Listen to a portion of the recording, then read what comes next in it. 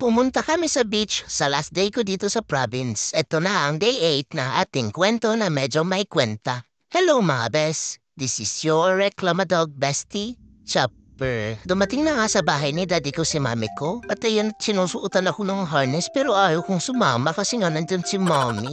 Ang ending ay wala na din akong nagawa at ito na nga't kandong-kandong na ako ni mami ko. Kako nga sa inyo pagkasama si mami ay parang extreme nga yung trip nito kaya masama yung kutob kubo. Kasama nga namin yung pamilya ni daddy ko at lalabas nga daw kami. Pupunta kami sa beach. Ilang sandali pa nga ay nakarating na nga kami sa San Fabian Beach mga bes. Dinadagsa nga itong beach mga bes kaya maraming tao ngayon. Ito ako at tamang muni-muni lang sa gedli at nagdadasal na walang masamang mangyari bro. Hindi ko nga dyan pinapansin si mami ko bes.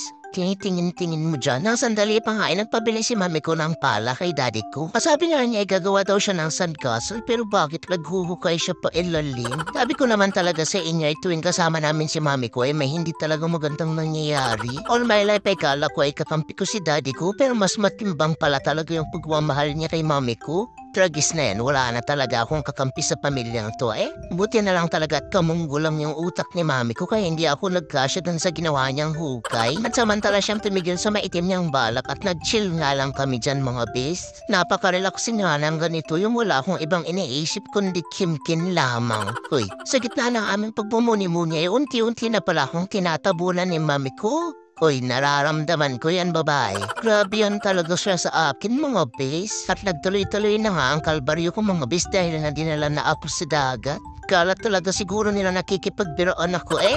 Kahit sa mababaw na parte ay malakas yung alon mga bes pero hindi nila ako maiisahan. Hindi naman gamunggo yung utak ko digay ng isa dyan. Uy, akala ko nga mga bes ay hanggang dyan lang kami kaya sunod-sunod lang ako sa trip nila. Pero ano pa bang aasahan nyo? Ikasama ko nga si mami ko. Apaka-extreme talaga ng trip dahil bumili pa siya ng salbabida at dinala pa ako sa mas malalim. Lintik na pag-ibig yan daddy. Hindi naman nila ako binabad ng matagal mga bes at pinatuyo na nga nila ako agad. Tamang kwentuhan at muni-muni lang sa gedli habang pinapatuyo man nila mga bes. Pero kala ko tapos na pero hindi pa pala mga bes dahil dinala na naman ako ni mami dito sa may dagat. Pero this time ay muni-muni lang daw kami dito sa Pangpang. Nung nalawa na nga sila mga bes ay nagyaya na silang umuwi. Pag-uwi ay pinaliguan nila ako at pinatuyo. Hindi na sila nagpahinga at tagimpake na sila agad mga bes. Diretso na sila sa terminal at ayan niya nagpapahinga na ako sa aking carrier. Sa mga taga-Pangasinan na may poor baby, ay highly recommend na sumakay na lang tayo ng 5-star mga bes. Sa 5-star na bus mga bes, walang schedule at anytime na pwedeng sumakay ang inyong poor baby. Basta nasa carrier at may diaper, pipirma lang kayo ng waiver na walang pananagutan ng bus kapag nakakagat ang inyong poor baby. Kaya pala nila ako pinagod sa beach mga bes para tulog ako buong biyahe o kahit nga nakabukas yung carrier ko yan mga bes hindi na ako lumabas at diretso lang akong natulog. Saglit lang din yung biyahe at nakauwi na nga kami. Hanggang sa pag-uwi ng apartment niya mga bes tuloy pa rin yung pag-uukrayan namin ni mami ko.